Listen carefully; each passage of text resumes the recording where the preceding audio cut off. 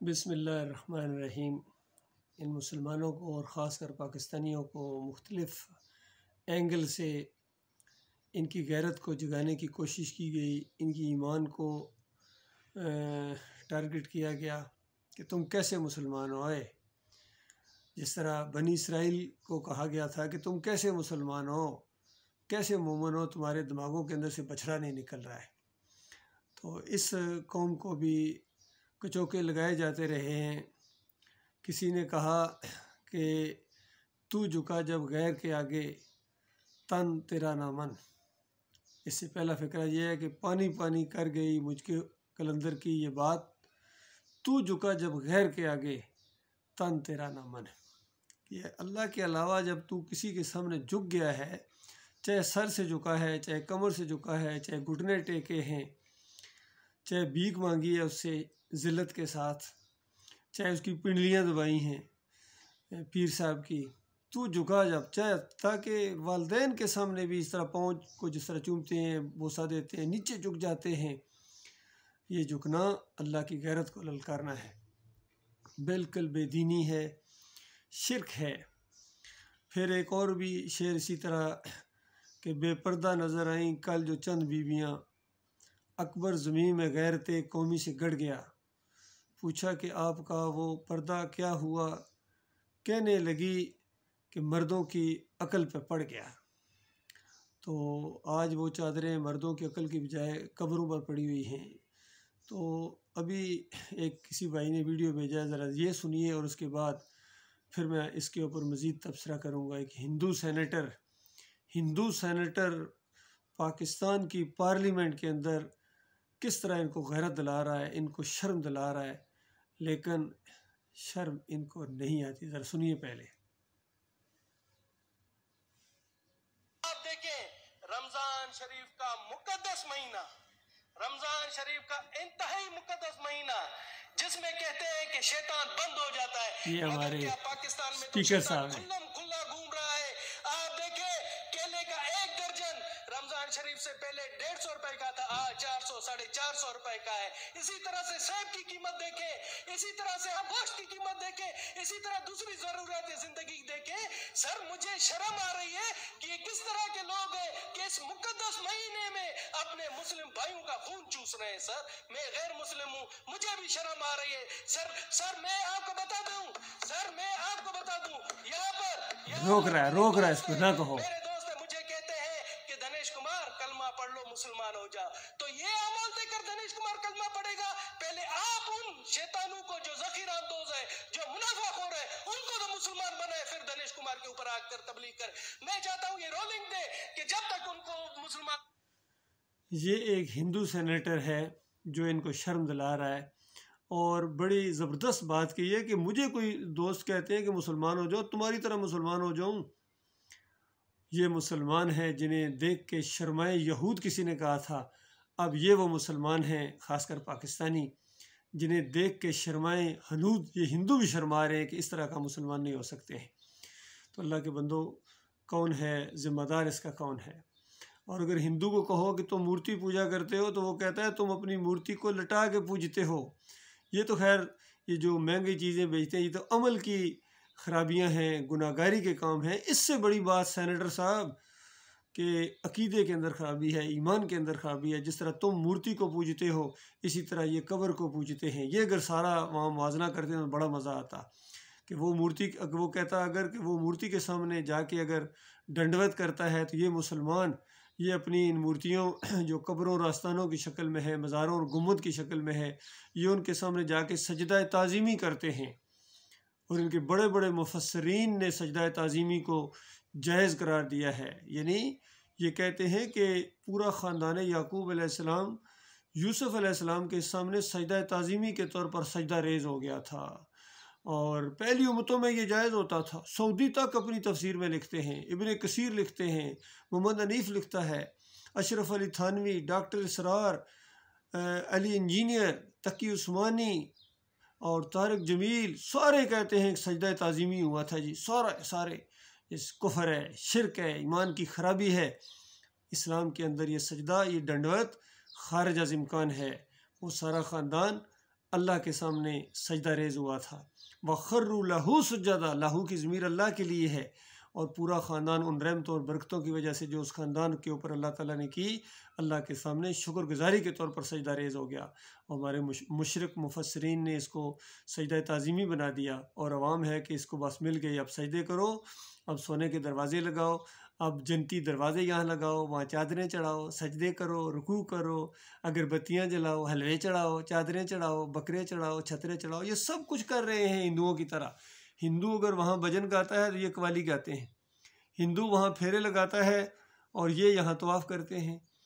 Senator ہندو صاحب، ہندو اگر وہاں جو ہے پرشاد بانٹتا ہے تو یہ مسلمان ہے، چونکہ یہ مسلمان ہے، یہ پرشاد تو نہیں کہیں گے، یہ کہ اردو اور عربی کی اصطلاح استعمال کرتے ہیں، یہ کہتے ہیں ہم نے نیاز بانٹی ہے، بابا کی نیاز لے کے آئے ہیں، اور اگر اس کا چاول کا ایک دانہ یا پھلڑیاں ایک نیچے گر جائے تو چوم کے اٹھا کے دوبارہ کہ کہیں بابا کی توہین نہ ہو جائے۔ ان کے گنبدوں اور مزاروں کو اگر کہا جائے یہ نبی علیہ السلام کی تعلیمات کے خلاف ہے، گراؤ ان کو توڑو۔ سومناتھ کے مندر توڑنے والوں، تمہارے مندروں کو کون توڑے گا؟ یہ جو تمہارے مندر ہیں سومناتھ کے، کوئی اسلام آباد میں بری نمام کے نام سے ہے، علی جویری کے نام سے لاہور میں ہے، اور کراچی میں عبداللہ شاہ غازی کا مندر ہے، اور انڈیا میں محی الدین چشتی کا مندر ہے۔ یہ سارے مندر ہیں مسلمانوں کے، اور ایک ملتان شہر سے تو گنے ہی نہیں جا سکتے ان کے مندر اور ان کے مزار۔ تو بتاؤ کیا فرق ہے؟ اسی جواہر لال نہرو نے سنا تقریر کی تھی، تاریخی تقریر ہے، اس نے کہا مجھے بھی کبھی کبھی شک پڑتا تھا شاید یہ دو ہی قومیں نہ ہوں، لیکن جب میں نے محی الدین چشتی کے خواجہ کے عرس کو میں نے نظارہ کیا ہے، ان مسلمانوں کو جو کچھ کرتے وہی کچھ تو ہے جو ہم اپنے مورتیوں کے سامنے کرتے ہیں۔ ایک قوم ہے، اصل اس کی ایک ہے، مزاج اس کا ایک ہے، لہذا یہ گٹھے رہ سکتے ہیں۔ تو اگر یہ مسلمان یہ سب کچھ نہ کر رہے ہوتے تو کیوں اس ہندو کو یہ بات کہنی پڑتی، اور آج اس ہندو سینیٹر کو کیوں یہ بات کہنا پڑتی؟ باقی ہندو سینیٹر صاحب آپ بھی سن لیں کہ یہ مسلمان تو خیر گئے کیونکہ یہ قبروں کے پجاری ہیں، مزاروں کے پجاری ہیں، ان کو ہمیشہ کی آگ میں رہنا پڑے گا، اور آپ مورتی کے پجاری ہیں، آپ کو بھی وہاں جو ہے نا ہمیشہ کی آگ کے اندر رہنا پڑے گا۔ باقی جو ڈر جائے اللہ تعالیٰ سے، توبہ کرے، معافی مانگے، جو بھی چاہے وہ یہودی ہو، عیسائی ہو، بریلوی ہو، دیوبندی ہو، قادیانی ہو، رافضی ہو، اہل حدیث ہو، سلفی ہو، صوفی ہو، جو بھی ایمان لائے گا اللہ کے اوپر، خالص اللہ کے اوپر ایمان لائے گا اور پھر عمل صالح کرے گا، اس کو کوئی خوف نہیں ہوگا، کوئی غم نہیں ہوگا، وہ جنتوں کے اندر رہے گا۔ تو ایمان لانے کا مطلب اللہ پر پہلے ایمان لایا جائے کہ اللہ اکیلا معبود ہے، وہ داتا ہے، وہ دستگیر ہے، وہ رکوع اور سجدے کے لائق ہے، وہ پکار کے لائق ہے، وہ نظر و نیاز کے لائق ہے، کوئی اور نہیں ہے، وہ رکوع اور سجدے کے لائق ہے۔ یوسف علیہ السلام سجدے کے لائق نہیں تھے، نہ وہ ہوا ہے، وہ اللہ کو سجدہ ہوا تھا۔ محمد صلی اللہ علیہ وسلم جب سجدے کے لائق نہیں ہے تو کوئی اور کیسے ہو سکتا ہے؟ ابراہیم علیہ السلام جب سجدے کے لائق نہیں ہے تو کوئی اور کیسے ہو سکتا ہے؟ سجدہ صرف اللہ کا حق ہے، سارے انبیاء نے اللہ کو سجدے کیے تھے۔ تو یہ ساری چیزیں جو ہے نا ایمان خالص کا ساتھ ہیں۔ پھر آخری نبی محمد صلی اللہ علیہ وآلہ وسلم کی یہی تعلیمات تھی جو میں آپ کو بیان کر رہا ہوں۔ سب سے پہلے وہ شرک کے خلاف اس آخری امت میں اٹھے تھے، اس سے پہلے بھی انبیاء توحید کی دعوت دیتے رہے اور شرک کے خلاف آواز اٹھاتے رہے۔ فرمایا وَلَقَدْ بَعَثْنَا فِي كُلِّ أُمَّةٍ رَسُولًا أَنِ اعْبُدُوا اللَّهَ وَاجْتَنِبُوا الطَّاغُوتَ۔ پہلے نبی آدم علیہ السلام نے، نوح علیہ السلام نے، پھر اس کے بعد ابراہیم علیہ السلام، ادریس علیہ السلام، موسیٰ علیہ السلام، اسحاق علیہ السلام، عیسیٰ علیہ السلام، پھر آخری نبی محمد صلی اللہ علیہ وآلہ وسلم نے ایک ہی دعوت دی ہے، أَنِ اعْبُدُوا اللَّهَ وَاجْتَنِبُوا الطَّاغُوتَ، اللہ کی بندگی کو۔ پہلے اللہ کے بندے بنو، جب اللہ کے بندے بنو گے نا پھر تمہیں انسانوں کی قدر ہوگی، پھر اللہ کا حکم مانو گے، پھر دنیا کی بجائے آخرت کے اوپر، آخرت کی کمائی کا یہ سیزن ہے، یہ رمضان، مسلمانوں نے اس کو دنیا کی کمائی کا سیزن بنا لیا، سارے لگے ہوئے ہیں، سارے لگے ہوئے ہیں۔ اس کا انجام بڑا بہت ہی خوفناک ہے، دنیا میں ذلت اور آخرت میں جہنم کی آگ ہمیشہ کے لیے اس میں دھکیل دیے جاؤ گے پاکستانیوں اور سارے مسلمانوں جہاں جہاں تک یہ آواز پہنچے۔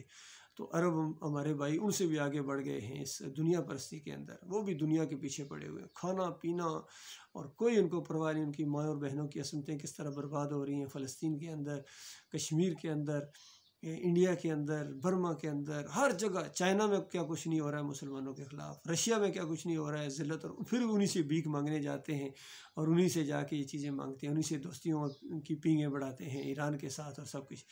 تو اللہ کے بندو ایمان لاؤ اللہ کے اوپر، تمہاری ذلت کو اللہ تعالیٰ عزت کے اندر بدلی کر دے گا، تمہارے قرضے چٹکیوں میں حل ہو جائیں گے، یقین کرو چٹکیوں میں۔ تم صرف اللہ پر ایمان لاؤ، اور ایمان لانے سے پہلے ان مزاروں کو گراؤ، ان سارے مزاروں کو گراؤ، کوئی ایک مزار بھی نہیں چھوڑا جائے گا، ایک گنبد بھی نہیں چھوڑا جائے گا جب اللہ کے بندے اقتدار میں آئیں گے، یاد رکھنا۔ عبدالوہاب نجدی صاحب نے کتنے مزار گرائے تھے؟ انہوں نے ایک چھوڑ دیا تھا، لیکن جب پاکستان سے دعوت اٹھی ہے اس میں ایک بھی نہیں چھوڑا جائے گا، ایک بھی نہیں چھوڑا جائے گا۔ جتنے یہ شرک کے سمبل ہیں، علامتیں ہیں شرک کی، ان کو نابود کیا جائے گا، گراؤنڈ کیا جائے گا۔ یہ اللہ کا حکم ہے، ہمارے نبی محمد صلی اللہ علیہ وآلہ وسلم کا یہ طریقہ ہے۔ علی رضی اللہ تعالیٰ اس مشن کے اوپر گئے تھے، اور یہ سود کا نام و نشان نہیں ہوگا، نہ لیا جائے گا نہ دیا جائے گا۔ IMF کو صاف نوٹس دیا جائے گا، اوریجنل پیسے واپس کریں گے، بس پچھلا بھی بلکہ کاؤنٹنگ کرو، جو فالتو لے چکے ہو اس کو بھی ایڈجسٹ کرو، اور اس کے بعد جو تمہارا اوریجنل بنتا ہے وہ تمہیں واپس کیا جائے گا۔ اور ہو سکتا ہے جتنا دے چکے ہو تمہیں واپس لینا پڑے، اس کو لینے کے دینے پڑ جائیں، لیکن کون کھڑا ہو؟ ایمان کے اوپر کون کھڑا ہو؟ توحید کے اوپر کون کھڑا ہو؟ اللہ پر بھروسہ کون کرے؟ سارے بڑے بڑے علماء، فضل الرحمان جیسے، طاہر القادری جیسے، اور ہمارے عسکری لیڈر حافظ قرآن ہیں، لیکن ایمان کی ABC نہیں معلوم، پہلا صفحہ قرآن کا اللہ کے ساتھ جو تعلق جوڑتا ہے، ایاک نعبد و ایاک نستعین، اس کے باوجود کہ اللہ تیری عبادت ہے، تجھ سے مدد ہے، میں نے ان کو مکہ لہراتے ہوئے یا علی مدد کا نعرہ لگاتے دیکھا۔ کیا یہ ایمان ہے؟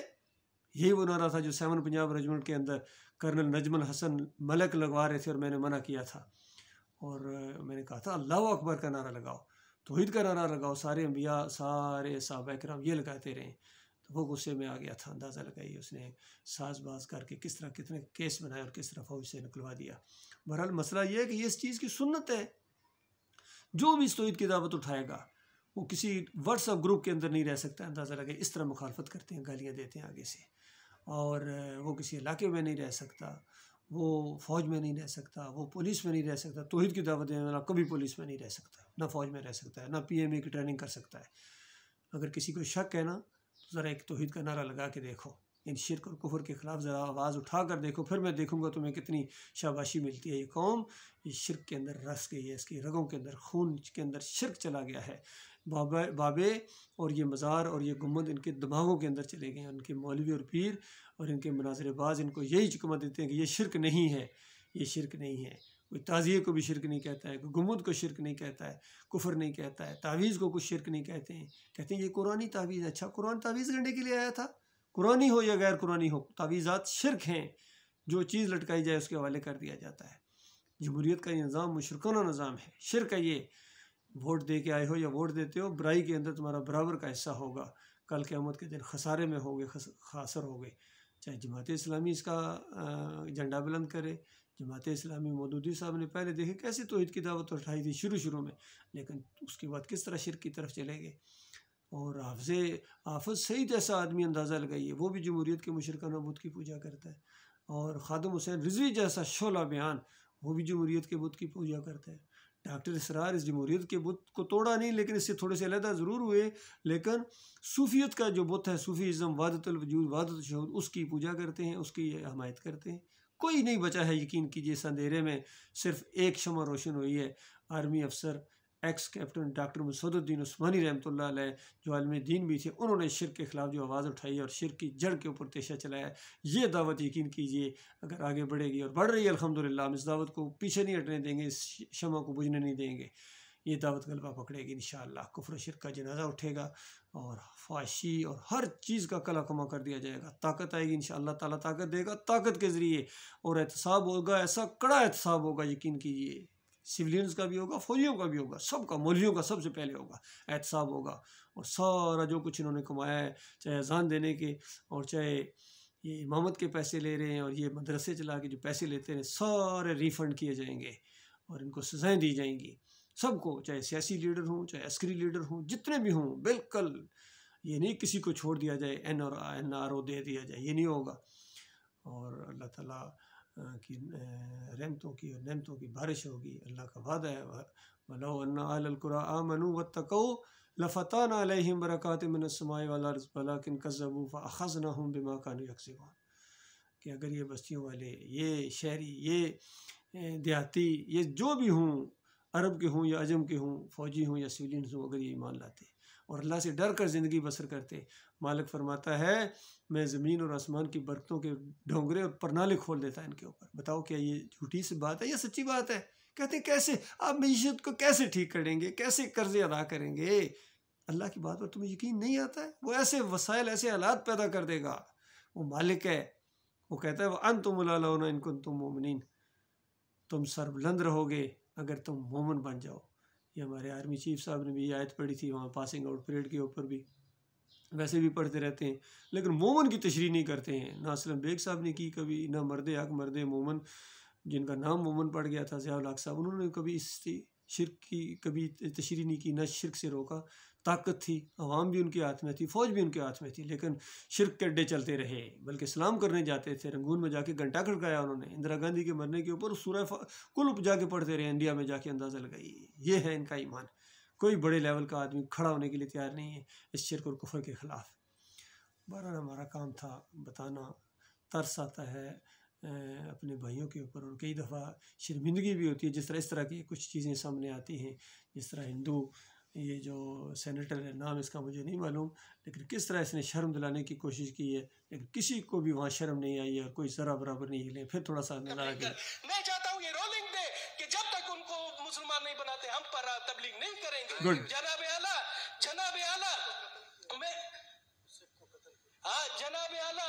میں آتا ہوں ابھی کہ یہ بڑی زبردست اس نے بات کہی ہے۔ کہتا ہے جب تک ان کو مسلمان نہیں کرو گے، یعنی جب تک خود مسلمان نہیں ہوں گے ہمیں مسلمان مت کرو۔ بالکل یہی بات ہوگی، تبلیغی جماعت والوں کو بھی یہی کہا جائے گا، جماعت اسلامی کو یہی کہا جائے، پہلے خود مسلمان بنو پھر جماعت اسلامی نام رکھنا، اور تنظیم اسلامی کو بھی یہی کہا جائے گا، فضل الرحمان کو بھی یہی کہا جائے گا پہلے خود مسلمان بنو پھر تم اسلام کی نمائندگی کرنا۔ باقی داڑھی سے یا ٹوپی سے کوئی متاثر نہیں ہوتا، یہ تو مجبوری ہے ان کی داڑھی رکھنا، اس کے بغیر تو ان کی بات کون سنے گا۔ کتنے مدرسوں کے یہ بانی ہیں اور کتنے مدرسوں کے علماء کے یہ لیڈر ہیں، لیکن ایمان کی ABC ہوا نہیں لگی۔ یہ کیا ان کو کہتے ہیں، ان کے والد صاحب جا کے حلوہ چڑھاتے رہے علی ویری کی قبر کے اوپر، مفتی محمود صاحب، وہاں جا کے شرک کے اڈے کے اوپر انہوں نے حلوہ چڑھایا تھا الیکشن کے دنوں کے اندر۔ پروفیسر غفور نائب امیر کی حیثیت سے جماعت اسلامی کے وہاں پر امام چادر چڑھانے گئے تھے۔ یہ شرک قوم نہیں مانتی ہے۔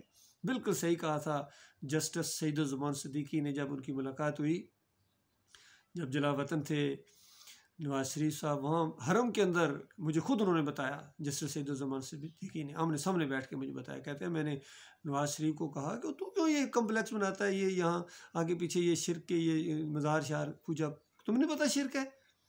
تو آگے سے نواز شریف صاحب نے جواب دیا، ابھی زندہ ہیں، تصدیق کریں اس کی اگر یہ میری بات ان تک پہنچے۔ کہتے ہیں سر اس کے بغیر یہ قوم نہیں مانتی ہے، اس کے بغیر یہ قوم نہیں مانتی ہے، تو یہ قوم کو خوش کرو، چاہے شہباز شریف ہوں، چاہے زرداری صاحب ہوں، سب کو دیکھا گیا ہے۔ عمران خان جیسے آدمی کو سجدہ کرتے دیکھا گیا ہے مزار کے آگے، اور جنتی دروازے سے نکلے، یہ جہنمی دروازہ اس کے اندر سے جو نکلے گا گویا لازمی جہنم میں جائے گا، اللہ یہ کہ توبہ کرے۔ سارے شرک کے دائی ہیں، یہ مدینہ ریاست بنائیں گے، یہ نظام مصطفیٰ لائیں گے۔ بچوں کا کھیل ہے، پہلے شرک سے توبہ کرو، پہلے خود مسلمان بنو، پھر لوگوں کو اسلام کی دعوت دینا۔ سب کو میرا یہی کہنا ہے، چاہے حنفی ہوں یا حنیفی ہوں، پہلے خود مسلمان بنو۔ بریلوی، دیوبندی، اہل حدیث اور پیر صاحب، آج کل ایک ذوالفقار پیر صاحب، ذوالفقار احمد، کتنی زبردست باتیں کرتے ہیں لیکن شرک ٹھونکتے ہیں بیچ میں مریدنیوں کو جب درس دے رہے ہوتے ہیں۔ تو پہلے خود پیر صاحب مسلمان بنو۔ یہ پیر مسلمان کیسے بنیں گے؟ پیران پیر جب مسلمان نہیں تھے۔ کشف المحجوب پڑھو، کیا نام ہے، عبد القادر جیلانی کی کتابیں پڑھو، محی الدین چشتی کے ملفوظات پڑھو، کوئی ایک بتاؤ جس کے اندر شرک نہ ہو، بتاؤ، پھر خیر کیسے آئے گی؟ پھر ذلت بڑھتی جائے گی۔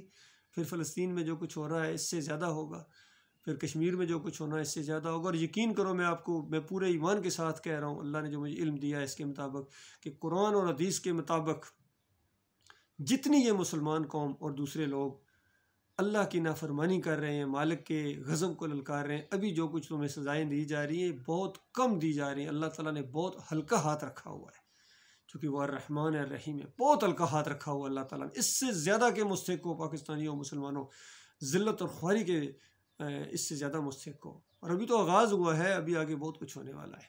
اللہ یہ کہ پلٹو اپنے مالک اور خالق کی طرف۔ اللہ تعالیٰ آپ کو اس کی توفیق عطا فرمائے۔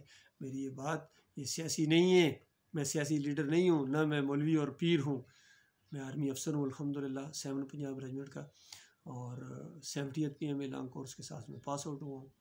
7 پنجاب ریجمنٹ میں پوسٹنگ ہوئی، PA 23232 ہے میرا، کہ کسی کو شک کو جا کے چیک کر لو، اور 70th لانگ کورس کے ساتھ، اور JCB 9 جوہر کمپنی، اور Pakistan military academy Babar company میں تھا۔ الحمدللہ میں نے ساری چیزیں دیکھی ہیں، فوجیوں بھائیوں کو میں نے قریب سے دیکھا، میرے بھائی ہیں، لہٰذا سب سے زیادہ میں بھائیوں کو کبھی کبھی مخاطب کرتا رہتا ہوں، میرے پیارے بھائیوں، جہنم کی آگ سے بچو، اپنے آپ کو اور اپنے اہل و عیال کو جہنم کی آگ سے بچاؤ۔ قوا انفسکم واہلیکم نارا وقودھا الناس والحجارہ، کہ اپنے آپ کو اور اپنے اہل و عیال کو، اپنی بیگمات کو اتنا زیادہ ان کے اوپر اتنے خرچ کرتے ہو، اچھے گھروں میں رکھتے ہو، سہولتیں دیتے ہو، آگ میں لے جاؤ گے، وہاں ایمان خالصنا اگر ہوا تو وہاں جا کے چیخیں گی، چلائیں گی، تمہارے گریبان پکڑیں گی کہ دنیا میں جرنیل تھے، بریگیڈیئر تھے، کرنل تھے، میجر تھے، کیپٹن تھے، مجھے اتنا اچھا رکھا، خوشیاں دیں، لیکن ایمان عقیدے کی طرف نہیں گئے ہو، بتایا بھی گیا تھا۔ اسی طرح سیاسی لوگوں کو کہا جائے گا، سینٹر صاحب کو بھی کہا جائے گا، یہ جو ہندو سینٹر صاحب ہیں ان کو بھی کہا جائے گا، اور ہمارے جو سینٹر صاحب ہیں جتنے سینیٹر صاحب، ان کو بھی کہا جائے گا کہ یہاں لے آگ کے اندر، یہی بادشاہوں کو کہا جائے گا، یہی سب کچھ یہ ہونے والا ہے، یہ حق ہے، یہ بالکل قرآن کے نچوڑ میں آپ کو بتا رہا ہوں، یہ 20-25 منٹ کے اندر یہ پوری دعوت آپ کے سامنے ہے۔ نبی علیہ السلام کا یہی طریقہ تھا، صحابہ کرام کا یہی انداز تھا دعوت دینے کا، تبھی مکہ کے اندر کھلبلی مچی تھی۔ ایسے نہیں ہوتا 2 دفعہ مکہ سے ہجرت کرنی پڑے حبشہ کی طرف، پھر مدینے کی طرف، اپنے نہیں جینے دینے، سگا چچا انگارہ بن گیا تھا۔ اور سب سے زیادہ اخلاق والے اور سب سے زیادہ عزت والے نے جب یہ بات اٹھائی تھی کہ لوگوں مالک تمہارا ایک ہے، الہکم الہ واحد، تو آگے سے کہتے تھے تھوڑا بہت تو گیار رکھو، کوئی تھوڑی نرمی کرو، تو کہا ایک ہاتھ پر چاند رکھ دو، ایک پاس سورج رکھ دو، میرے سے امید نہ رکھنا، یا یہ دین غلبہ پکڑے گا یا میری جان جائے گی۔ اور اللہ نے جو مشن سونپا، میں سے پیچھے ہٹنے والا نہیں ہوں، ہم ان کے امتی ہیں، بالکل ہم بھی پیچھے ہٹنے والے نہیں ہیں۔ یہ دعوت حق ہے، آج سے 38 سال پہلے یہی دعوت میں نے اپنی فوج 7 پنجاب ریجمنٹ میں دی تھی، اور یہی آج بھی، یہ سوشل میڈیا کا دور ہے، اللہ کی مہربانی ہے، کہاں کہاں تک یہ آواز پہنچے گی۔ اس آواز کا ساتھ دو، مانو گے اپنا بھلا کرو گے، نہیں مانو گے تو جہاں اربوں خربوں جہنم کی آگ ایندھن بن چکے ہیں اور بنتے جائیں گے، اور اس میں کوئی واپس آ نہیں سکے گا، مرنے کے بعد جہنم منہ کھولے تمہارا انتظار کر رہی ہے، اور دوسری طرف اس زبردست قسم کی جنت سے ہمیشہ کے لیے محروم رہ جاؤ گے۔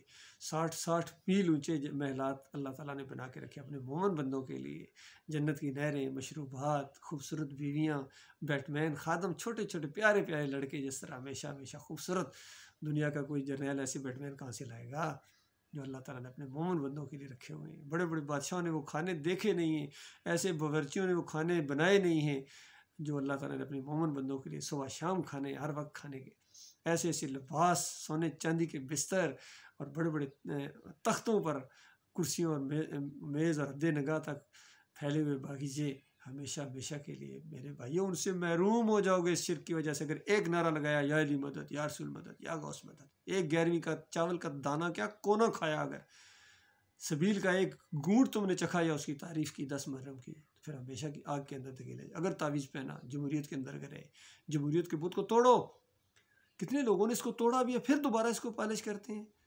بالکل یہ بت ہے، یہ بت پرستی ہے، یہ شرک ہے، بدترین نظام حکومت ہے یہ۔ اللہ تعالیٰ غور و فکر کرنے کی توفیق عطا فرمائے۔ میرے پیارے بھائیوں، میری قوم کو، میرے پاکستان